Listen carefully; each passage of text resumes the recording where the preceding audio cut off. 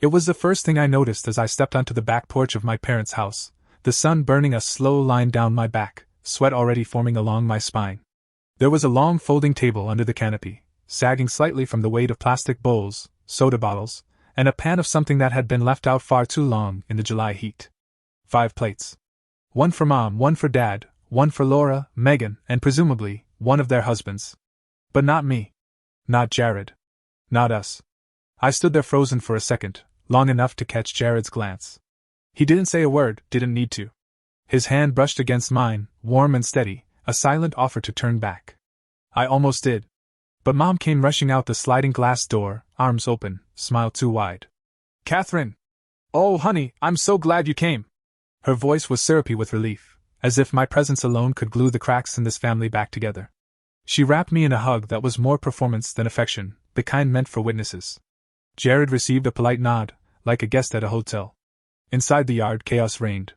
Children were darting across the grass, squealing and laughing and tossing foam toys that barely missed knocking over drinks.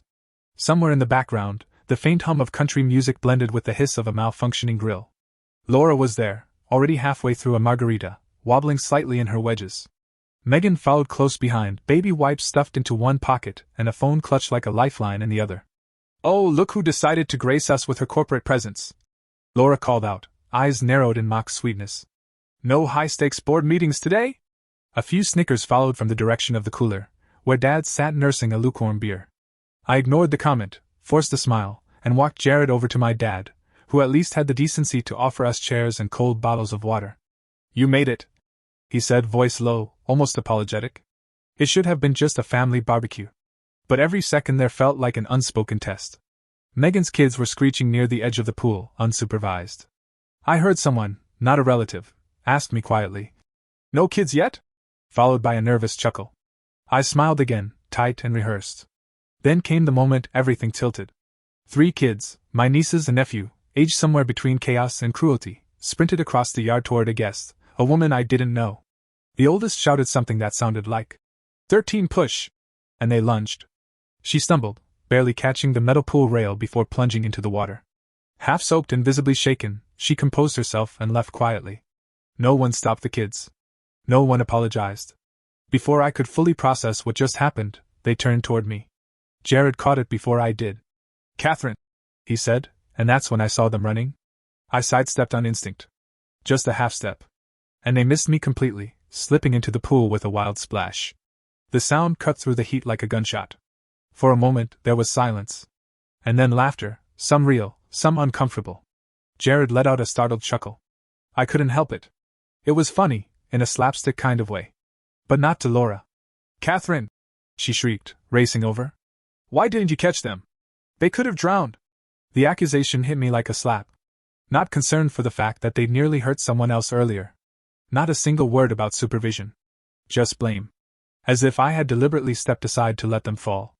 I opened my mouth to speak but nothing came out. My heart pounded, not in fear but fury. "I didn't push them," I managed, but Laura was already looking for a towel, barking at Megan to get the kids out of the pool. A few relatives nearby gave me quick, judging glances before turning away, suddenly busy with their drinks or conversations. Not a single person asked if I was okay. Not one thanked me for not letting a stranger get hurt, or acknowledged that I had done nothing wrong. I sat back in the chair next to Jared, my hands clenched in my lap. He didn't speak. He didn't need to. His silence, like mine, was loud. An hour later, we were back in the car. I drove, knuckles white on the wheel. The sun was still high, the traffic thin. We didn't say much on the way home. I think we were both trying to hold on to the quiet.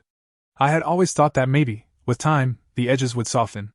That maybe I could just keep playing the role, the quiet sister, the responsible one, the one who didn't make a fuss. But that afternoon confirmed something I had buried for too long. This wasn't family. Not in the way I wanted it to be. It was noise. Expectations. Blame without accountability. Laughter that hid resentment. And 5 plates. Not 6. After the barbecue, I didn't hear from anyone for days. No apologies.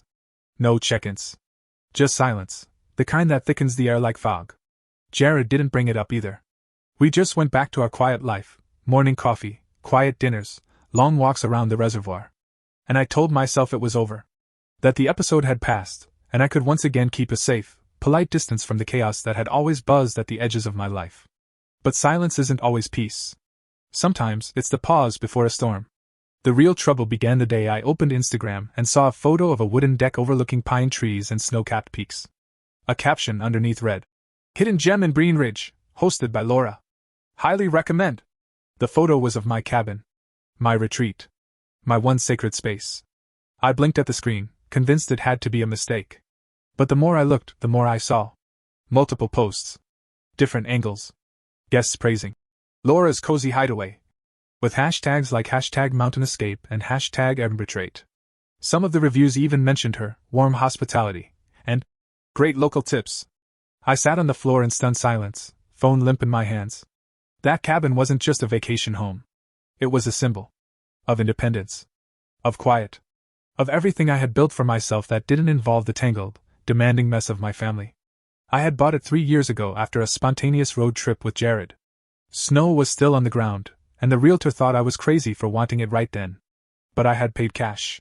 And because I knew what would happen if my family found out I had a second home, I'd registered it under my parents' names, as an early retirement gift. Technically, on paper, the cabin didn't belong to me. But I paid for everything: the mortgage, taxes, utilities, maintenance, repairs. I even handled winter prep personally each October. My parents knew that. And they agreed to keep it quiet. Until they didn't. I didn't confront anyone right away. I needed to be sure. Over the next 2 weeks, I kept track of every review, every guest check-in photo, every hashtag. I even had a friend from Boulder, someone none of my family knew, book a weekend stay. She sent me photos of the inside. My furniture. My books. My artwork on the walls. Nothing had been changed, except now, strangers were sleeping in my bed, drinking wine on my porch, making memories in a place I had built for my own. And they were charging up to $500 a night. 24 glowing reviews. Do the math. Laura was pocketing thousands of dollars each month from a property she didn't own, didn't maintain, and didn't pay for. But she wasn't alone. One weekend, Jared and I drove up unannounced to do our annual heating inspection before the snow came in heavy. As we turned into the gravel drive, we noticed a silver SUV already parked near the porch. Smoke curled from a barbecue pit, and 2 kids were running around the deck. A man I didn't recognize waved at us with a beer in hand. "Oh hey," he said casually. "Megan told us to come up early. Her family's meeting us here later tonight." I didn't respond. Just nodded, walked around to the side of the house, and took photos of the car, the guests, the barbecue mess. Jared kept his face blank, but I knew he was furious. That evening, I left a calm message on Mom's voicemail. "Hey, just wanted you to know someone's using the cabin again. If it's Laura or Megan, I'd appreciate a heads up next time." But I didn't expect a response. And I didn't get one. What I did get was a flood of messages the next day. "Laura, you're so selfish. Not wanting kids is your choice, but that doesn't mean you're above the rest of us." "Megan, some of us are raising families while you're out gallivanting around Europe. That cabin was supposed to be a family place, not your little escape route." Then the husbands chimed in. "Daniel, if I'd known you'd pull this stunt, I wouldn't have left the gate unlocked." That last one lingered with me. Was it a joke? A threat? A warning? I showed the message to Jared without saying a word. He took my phone, blocked every one of them, and set both our phones to do not disturb. I still didn't respond. I didn't defend myself. I didn't explain. But I began preparing. I pulled the title transfer documents from my fireproof lockbox. I contacted the notary. I reviewed my financial records, every dollar I'd ever spent on the cabin. Then I emailed my attorney, Charlotte Green, a no-nonsense woman I'd worked with years ago during a messy real estate issue. She agreed to represent me again and asked only one question. "Do you want this public or private?" "Private," I said. "For now." 3 days later, my mother called. Her voice was careful, like she was tiptoeing across broken glass. "Catherine, we'd like to have a meeting. No kids. Just family. Tomorrow at 6. Please come." I didn't want to go. Every cell in my body screamed no. But I said yes. For closure. Or maybe just to prove something, to myself, not to them. The next day, Jared and I walked into my parents' living room like strangers. It used to be full of cheerful noise, birthday hats, laughter, the smell of cake. Now it was quiet, tense. Laura and Megan sat on one side of the couch. Their husbands sat next to them, arms crossed. Mom stood behind them, wringing her hands. Dad sat in the corner, eyes down, like he wanted to disappear into the fabric of his chair. Mom spoke first. There's been tension. Misunderstandings. We thought it'd be best to talk things through. No yelling. Just truth. I nodded once. Then looked directly at my sisters. I know you've been renting out the Greenridge cabin, I said, voice clear. I have screenshots, video footage, and written confirmation from bookings. From this day on, no one is allowed to access that property without my permission. Megan flushed. I didn't make any money off it. I just let a few friends borrow it. You're lying, I said calmly. Laura cut in. Okay, fine. I listed it. A few times. But it was to help with the kids' tuition. That house isn't even yours, it's under Mom and Dad's name. I didn't flinch. You know I've paid for everything, purchase, maintenance, taxes. Mom and Dad agreed to hold the title as a formality. But I have every document ready to transfer full ownership into my name, right now, if I want to. Daniel muttered something under his breath. Buying a whole house just to show off. My father raised his voice for the first time in years. Enough. Everyone froze. That house, he said, voice low but firm, was bought by Catherine. Your mother and I only held the name to keep it simple. From now on, no one goes up there unless she says so. There was a silence so sharp it hurt my ears. Then Laura sighed, as if giving up on the performance. Fine. Don't share. But can't you at least help us with tuition? You're living comfortably. No kids. No responsibilities. I looked her dead in the eye. So because I don't have children, I'm responsible for yours? Megan snapped. We're not asking for everything. Just a little. It's family. I let out a small, cold laugh. No. It's entitlement. And I don't owe anyone in this room a cent. Jared stood. That was our signal. As we turned to leave, my mother called out, her voice cracking. Catherine. I stopped. But didn't turn around. I love you, Mom, I said softly. But I'm done playing the fool. And then I walked out. Out of the house. Out of the role they'd written for me. But deep down, I knew something they didn't. Silence is not the same as surrender. 3 weeks passed. 3 entire weeks without a word. No texts. No calls. Not even one of my mother's trademark voicemails. Just checking in, sweetheart. The silence was strange. Eerie. But I knew better than to get comfortable. Silence from my family wasn't absence. It was the sound of gears turning. And then it came. Friday night. Jared and I were at a friend's house in Boulder for dinner. Laughter, the sound of forks clinking on ceramic, the familiar warmth of wine and easy company. I'd almost forgotten the weight I carried, that quiet ache that lived just under my ribs. That's when my phone buzzed. A message from Brandon, my property manager for the Greenridge cabin. Just 3 words. They got in. I stared at the screen, fingers cold. Then the phone rang. It was Brandon. His voice was quick, urgent. Catherine, I just got a motion alert from the gate camera.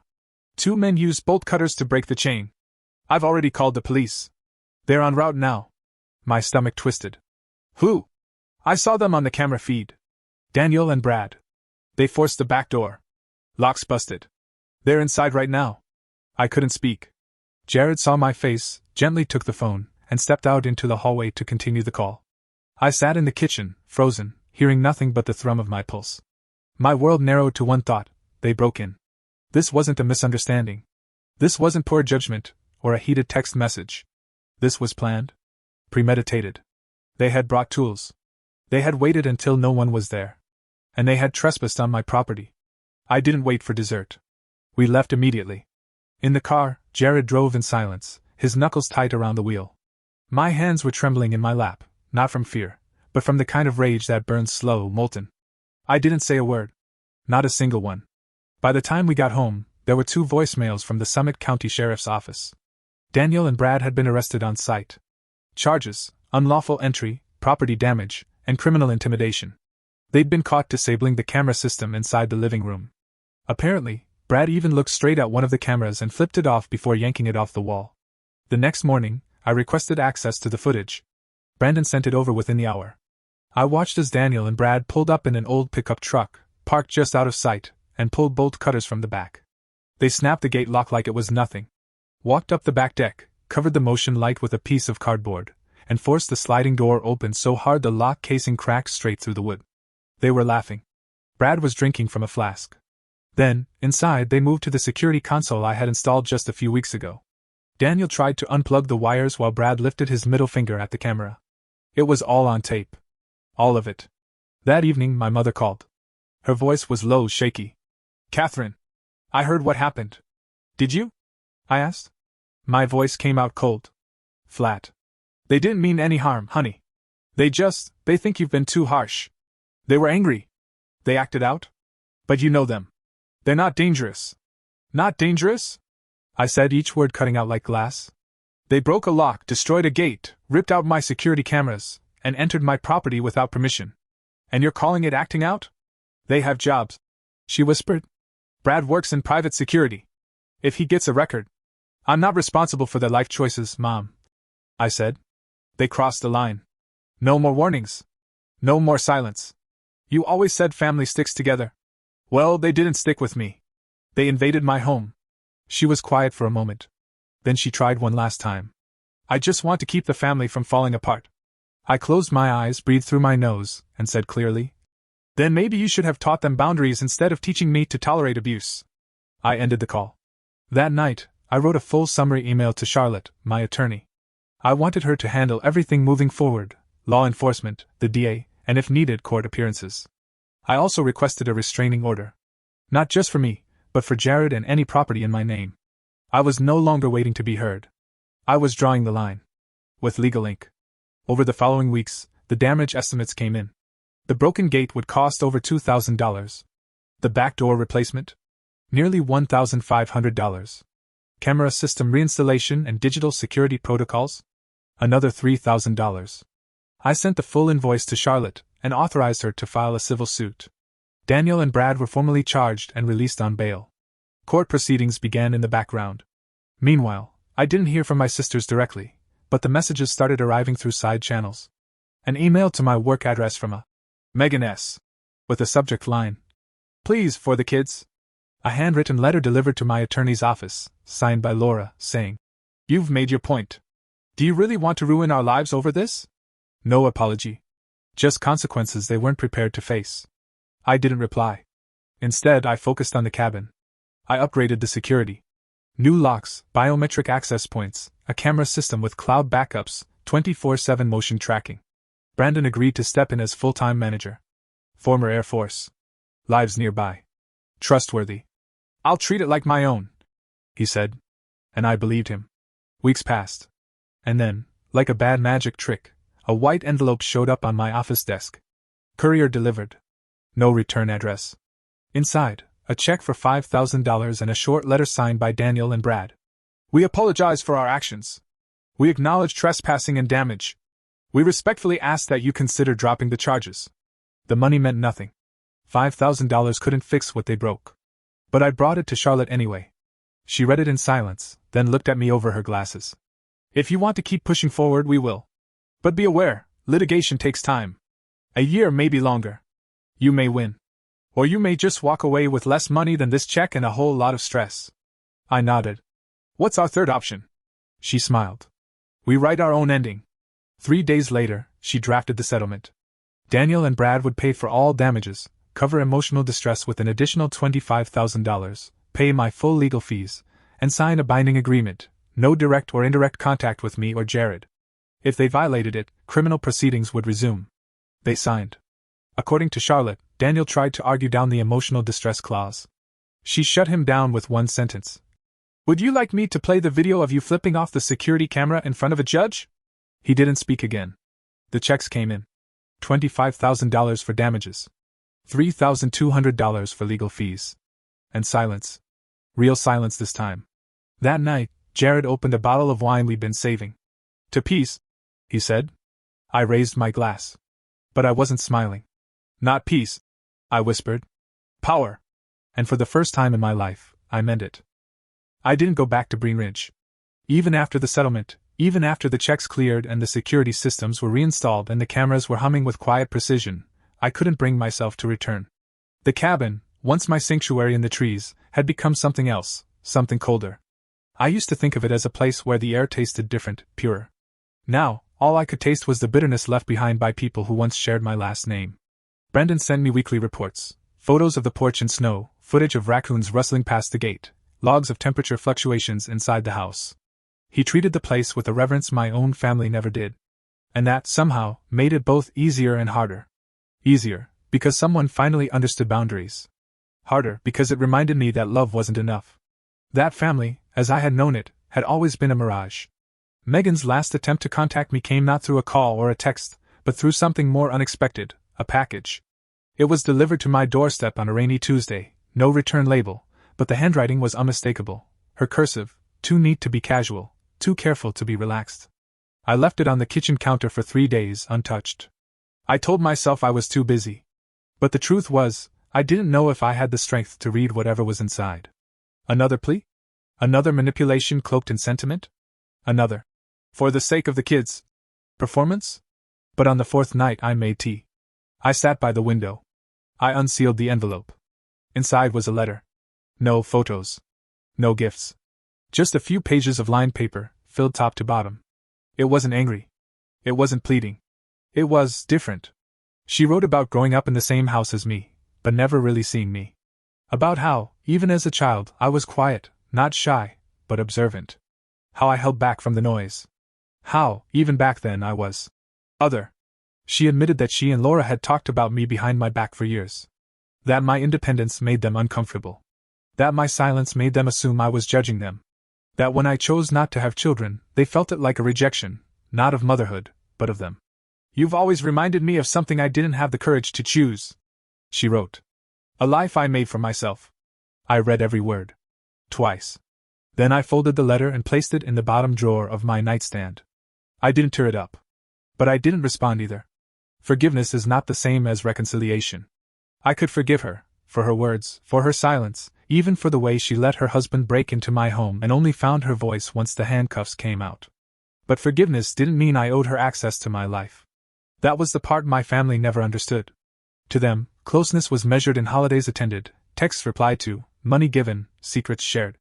To me, closeness was respect. Trust. And when that was broken, nothing else held meaning.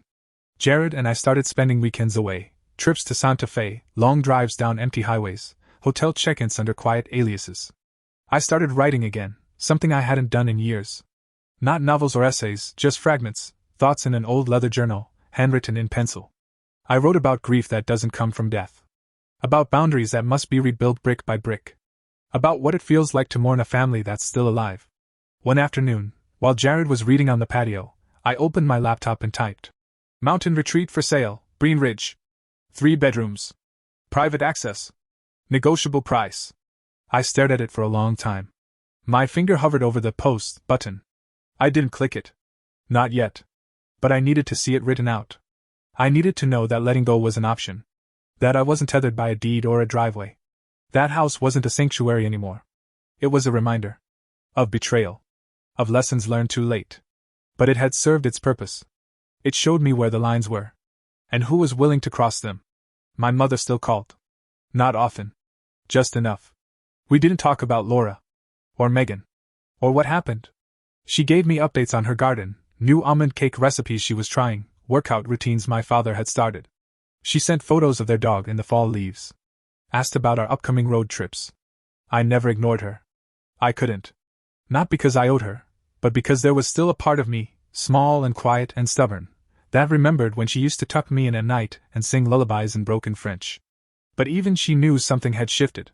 There was a moment, one quiet Sunday morning, when we were on the phone talking about composting, of all things, and she suddenly paused. "You sound peaceful," she said. "I can hear it in your voice." I didn't reply right away. But I smiled. "I had to learn it from scratch, Mom. But I finally understand that peace isn't something you earn by pleasing other people." She didn't say anything. And that silence, that was the apology I'd been waiting for. Not words.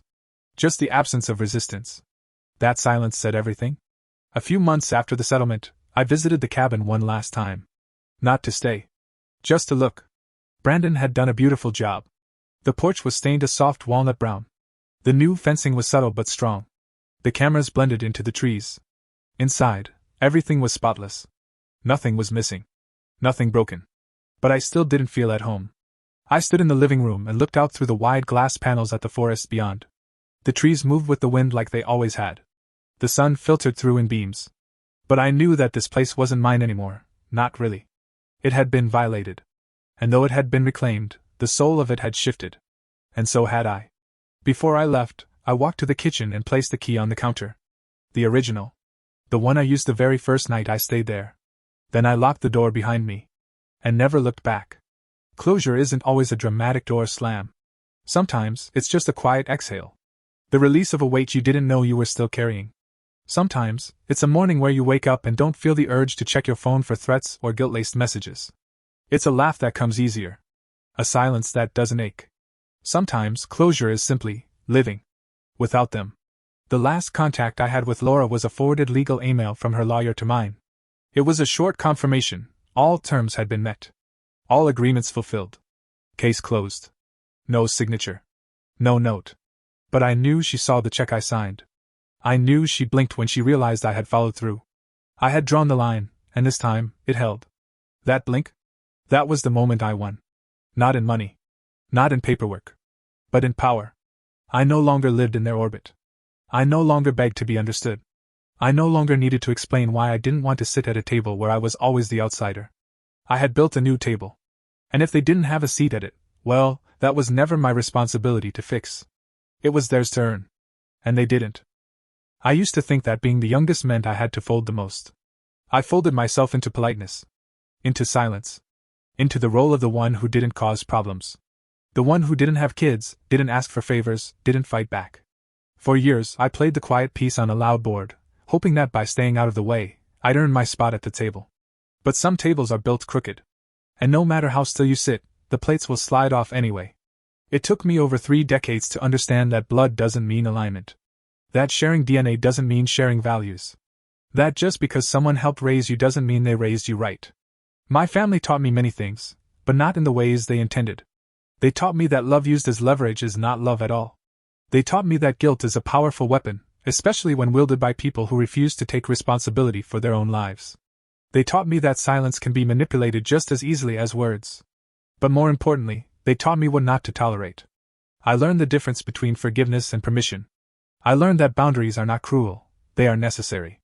That people will call you selfish the moment you stop sacrificing for them. That they will say you've changed when you stop letting them walk over you. They won't say thank you for all the times you said yes. But they will rage the first time you say no. And that's okay. Let them rage. I've learned that walking away is not an act of war, it's an act of self-preservation. Sometimes the most loving thing you can do is remove yourself from a dynamic that's built on obligation, guilt, and unspoken resentment. We are taught to believe that family is sacred. That it must be protected at all costs. That the title of sister or mother or brother-in-law comes with unshakable loyalty. But what good is loyalty if it's one-sided? What good is sacrifice when it's never reciprocated? Family, I've learned, is not defined by blood, but by behavior. It's not about who shares your childhood, but who respects your adulthood. Jared once told me that he fell in love with my silence. Not the kind that means withdrawal or distance, but the kind that wraps around a room like a warm blanket. The kind that listens. Observes. The kind that doesn't need to be loud to be powerful. But for so long, I confused that quiet with compliance. I let my family project their insecurities onto me. I let them twist my independence into arrogance, my boundaries into selfishness. I let them make me feel guilty for things I never did, for simply choosing a life they didn't understand. They resented my calm because it revealed their chaos. And instead of confronting their own choices, they punished me for mine. But peace is not a crime. It took a home invasion for me to realize that protecting my peace wasn't optional, it was urgent. That if I didn't draw the line, someone else would redraw it for me, and they would place it much farther back than I'd ever agreed to. The truth is, you can love someone and still keep them out of your life. You can care about someone's well-being and still deny them access to your energy, your space, your home. Love isn't measured by how much damage you're willing to endure. Real love doesn't ask you to destroy yourself so someone else can stay comfortable. Since the dust settled, I've started collecting the quiet moments like souvenirs. The mornings when Jared and I sip coffee in bed without a single buzzing phone. The road trips where the only voices we hear are our own, or the occasional NPR segment on desert wildlife. The nights I fall asleep knowing that my doors are locked, my accounts are safe, and no one is scheming behind my back to take something I built. That's what healing looks like. Not some grand gesture. Not forgiveness speeches under dramatic music. Just peace. Uncomplicated, unapologetic, uninterrupted peace. There's a myth that healing from family trauma requires confrontation. That you need a moment where everyone sits down and cries and hugs and says all the things they never could. But that's not always how it works. Sometimes, healing looks like never replying. Sometimes it's walking past a letter on the counter and not opening it for a week. Sometimes it's seeing your mother's name pop up on your screen and choosing not to answer right now, not out of cruelty, but because you're protecting your calm. Healing is not linear. And it's not theatrical. It's often slow, mundane, beautiful in its repetition. And the most radical thing I've learned is that I don't have to make my healing visible to anyone else for it to be valid. I don't owe anyone an explanation for the peace I've earned. To anyone out there who's ever been the quiet one in the family, the one who kept their head down, who showed up when asked, who gave and gave and gave in hopes of being seen, I see you. And I want to tell you something. You don't have to bleed to prove your worth. You don't have to stay in toxic dynamics just because someone gave birth to you or shared your last name. You are allowed to draw lines. You are allowed to redefine what family means to you. You are allowed to walk away. Not in anger. Not in bitterness. But in truth. You are not selfish for protecting your heart. You are not cold for choosing quiet over chaos. You are not broken for needing space. You are allowed to choose you. And if your peace threatens someone else's control, that's their issue, not yours. Today, I still keep the Green Ridge cabin. Not as a retreat anymore, but as a reminder. Of who I used to be. Of how far I've come. Of the version of me who once thought that silence was survival, and of the woman who learned that silence can also be power. I rarely visit. But when I do, I stand in the center of that living room and let the stillness wrap around me like armor. And I whisper, just loud enough for the walls to hear. This is mine. I built this. And no one can take it from me again. That, more than anything, is the legacy I want to leave behind. Not just for me. But for anyone who's ever been told that being quiet means being weak. We're not weak. We're watching. We're learning. And one day, we rise. And when we do, it's with grace, with steel in our spine, and with a voice that doesn't need to shout to be heard.